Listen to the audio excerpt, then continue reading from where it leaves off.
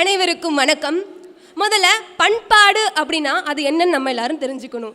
பண்பாடு என்பது ஒரு தனி மனுஷனை மட்டும் சார்ந்தது இல்லை, அது ஒரு சமூகம் சார்ந்தது.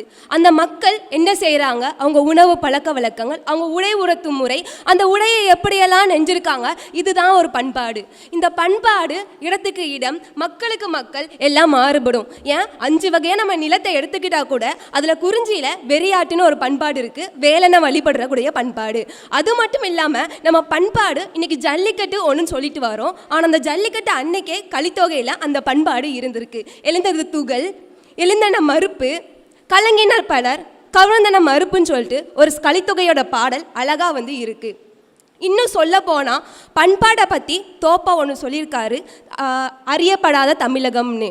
அதில் என்னன்னா, ஒரு பெண் கர்ப்பமுற்று இருக்கிறாள், அந்த பெண்ணோட கணவன் இறந்து போகிறான். அப்படி இறந்து போனதுக்கு அப்புறம் அந்த பெண்ணை பற்றி அந்த சமூகம் தப்பாக பேசக்கூடாதுன்னு என்ன செய்கிறாங்க அப்படின்னா, அந்த கணவன் இறந்து போன அந்த கணவன் பக்கத்தில் ஒரு பாத்திரத்தை வச்சு அதில் தண்ணி வச்சு பக்கத்தில் கொஞ்சம் பூவை வச்சுருக்காங்க.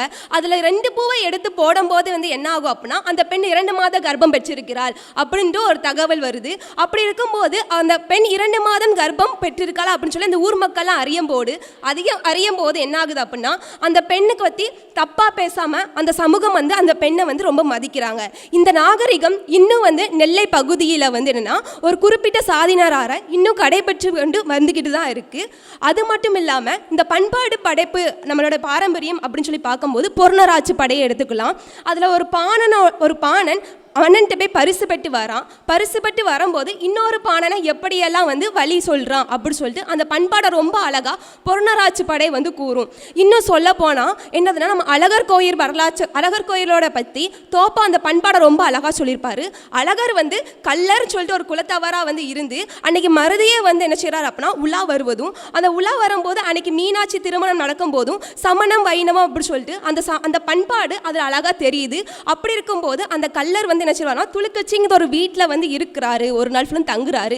இதே மாதிரி தகவல் என்ன செய்யனா ரொம்ப அழகாக சொல்லிட்டு வராங்க. அது மட்டும் இல்லாமல் இன்னொரு தகவல் இருக்கு. என்ன தகவல் அப்படின்னா, நம்ம எல்லாருமே இன்னைக்கு என்னன்னா தாலி பெண்கள் திருமணம் பண்ணும்போது தாலிங்க கயிறை கட்டுறாங்க. ஆனால் அந்த தகவல் என்ன சொல்றாங்க அப்படின்னா, சங்க இலக்கியத்தில் பெண்கள் மங்கள பொருள்னு சொல்லக்கூடிய குங்குமம், மஞ்சள், தாலி இதெல்லாம் இல்லவே இல்லை. இதெல்லாம் கடந்த 10 ஆண்டுகளுக்கு முன்பு வந்தது தான் அப்படின்னு சொல்லிட்டு பண்பாடை பற்றி சொல்லிட்டு இருக்காங்க.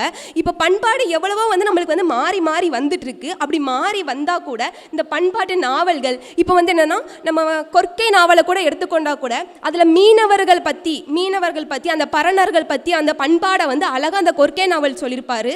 இதே மாதிரி நம்ம பண்பாடு எல்லாம் அழிஞ்சு வந்தால் கூட நம்ம பண்பாட்டை பற்றிய தகவல்கள் எல்லாம் நம்ம நாவல்கள் வாயிலாகவும் இது பண்பாட்டு படைப்புகள் வாயிலாகவும் நம்மளுக்கு அறியதுக்கு ரொம்ப உதவியாக இருக்குது அப்படின்னு கூறி விடைபெறுகிறேன். நன்றி, வணக்கம்.